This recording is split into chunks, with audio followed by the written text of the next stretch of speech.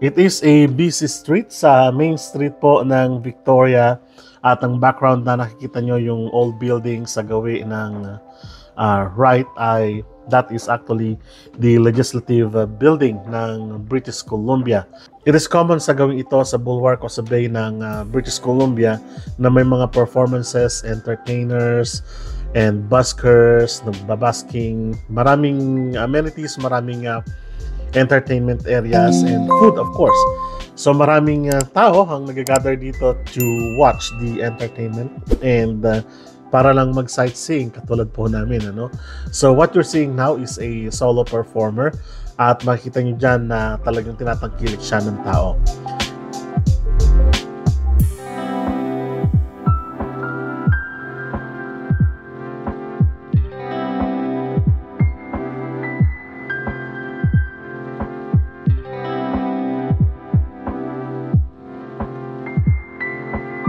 So that is the legislative building of Victoria of British Columbia as a whole. At ito naman po ang The Empress Hotel, isang old hotel sa facing the bulwark of bay ng British Columbia o ng Victoria pa rin o ng Victoria Bay.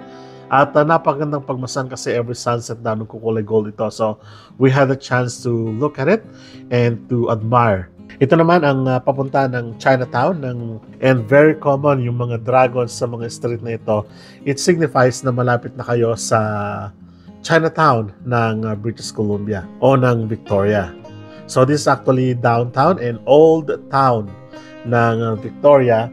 And wala kang dito, walang space kumbaga, walang tao, Lahat ay touristy, lahat ay kumbaga punong-puno ng tao. And as you can see, kumbaga sa atin sa Maynila, di ba, may ongpin tayo. Meron din sila dito. That is the Arc of the Chinese Arc na papasok na sa downtown o sa old downtown o Chinatown ng Victoria City. So yung nababasa nating magazine, ang sinasabi nila dito, almost ay 40% sa mga ganitong pagkakataon ay mga tourist na naglalakad lang at nagsa-sightseeing.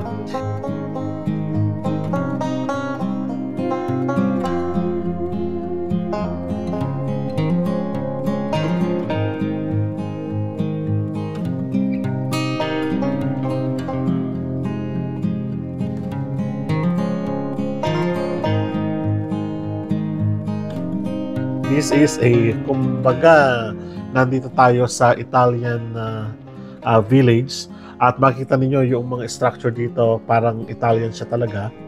At isa ito sa mga puntahan ng tao, ng mga shoppers. Kumbaga, kung gusto nyo ng mga, syempre, medyo may mamahaling bag or whatever, you can do that as well.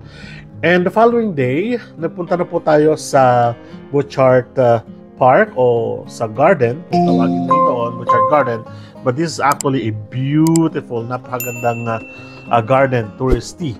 Maraming tao pero sulit naman kasi makikita niyo with my family as we walk ay napapalibutan tayo ng mga roses, daisies, mga ang dami talagang mga flowering plants, And then may garden dito na kung tawagin parang begonia garden at nakahang lang siya sa mga trellis na yon. Nakikita ninyo sa gazebo nito.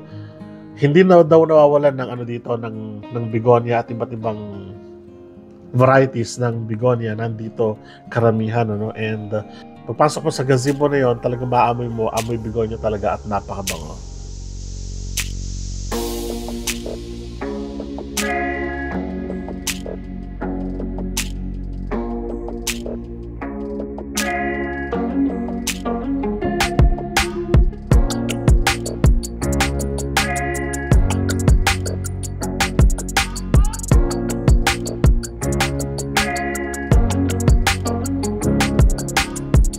We're now entering sa redwood forest nila. Yung mga puno na yan ay actually ay oak or redwood. Yung redwood na same na makikita sa United States ay parang the same din, Mas maliliit lang na version ito pero kung titignan niyo, this is a very old redwood tree. Titignan niyo kung yayakapin, ilang tao din ang yayakap dito, Kung makikita niyo talagang napakalaki ng redwood na ito. So hindi ko pa hindi ko pa may hakap. So pinuto lang daw nila ito dahil talagang natutuyo na siya. at nasira siya ng mga beetle, ano. Looking through the window is the sunken garden ng Butchart Garden. So napaka-green, lush green, and napakaganda naman talaga ng mga bulaklak. Wala kang tulak kabigin sa mga bulaklak na nandyan ngayon. Iba't ibang klase ng bulaklak, from the petunia, begonia, and ang dami talaga. Iba't ibang klase. You can't name all of them unless babasahin mo yung kanilang mga tags. So, may mga tags yan. We are not allowed to pick flowers and we're not allowed to step on the grass para na sa ganun ma-preserve yung talagang kagandahan ng garden. This is at the middle of the garden. Ang main attraction po ng Butchart Garden. And iba't ibang tanim dyan. May mga lilies din, may mga regular plants din. Pinagsama-sama, inayos hanggang sa makabuo sila ng sunken garden. This is actually an old quarry. Kaya kung makikita nyo, yung baba na yun, that is actually a old quarry site. No?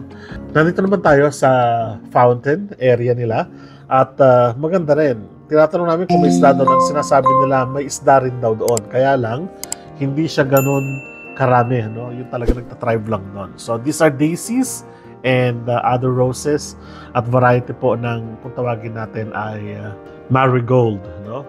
So, may iba't ibang trees dyan. May maple trees, pine trees, and makakita rin po kayo ng iba't ibang mga, mga lizard. Parang sa atin, no? These are lilies pa rin o mga stargazers kung tawagin po natin.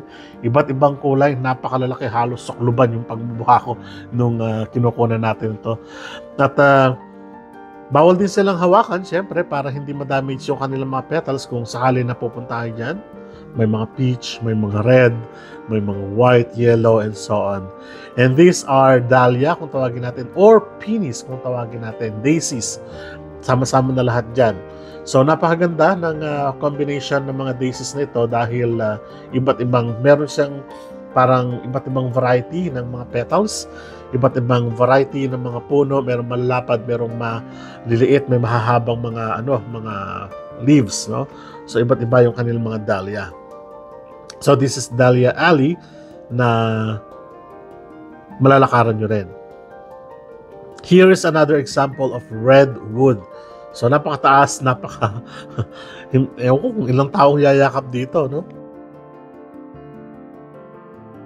And we're about to enter the rose garden naman tayo. Sa rose garden, I'm glad na nakita natin yung variety kasi nakita natin may Peruvian, merong Mexican, merong American, merong Japanese, merong Chinese roses na na-cultivate or na-culture sa mga bansa na yun. Hinanap namin kung meron bang Manila, or we're so glad na nakita natin sa gawi dito yung variety na kung saan originally from the Philippines, no? Ibig sabihin na culture at sa Pilipinas lang tumutubo yung mga ganong roses. Medyo maliliit siya, hindi katulad ng mga American roses kung tawagin natin, or the Brazilian roses. It is common red roses, pero nakakatuwa lang isipin na talagang nag-cultivate din sila o kaya naman hinango nila yung mga roses natin from Philippines at in-display dito.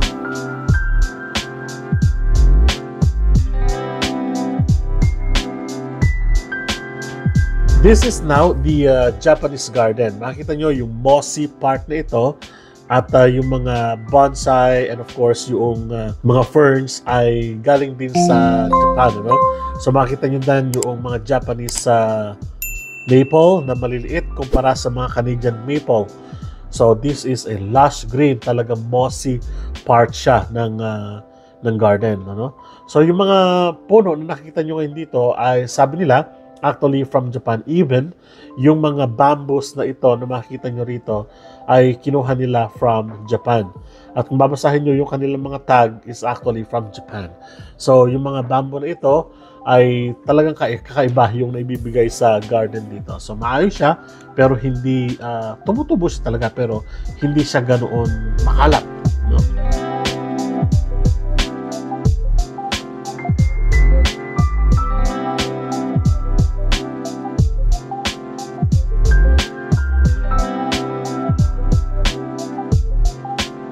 Of course, common sa Japan, yung tinatawag nating mga oasis, yung mga water garden and rock garden, ano? So, yung mga stream, maliliit na ilog nila, very common yan sa Japan. And here is another part of the garden na sa part naman ito, it's more on European na kasi nakaayos na. Ang tawag nila dito is the Star Garden. Star Garden kasi may star po na structure o na pond dyan sa gitna. And ang pagkakaiba ng mga tropical gardens sa mga European garden ay symmetrical yung pag-garden ng mga Europeans kumpara sa ating mga Oriental na hindi, kumbaga meron siyang variation, ano?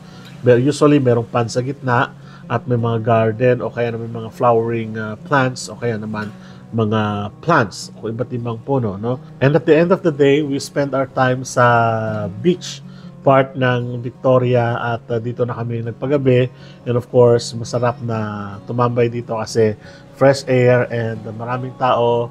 We had a picnic too and nakasama po ang family. And kita-kita po tayo sa susunod na adventure natin dito sa British Columbia, Victoria to be more particular. See you!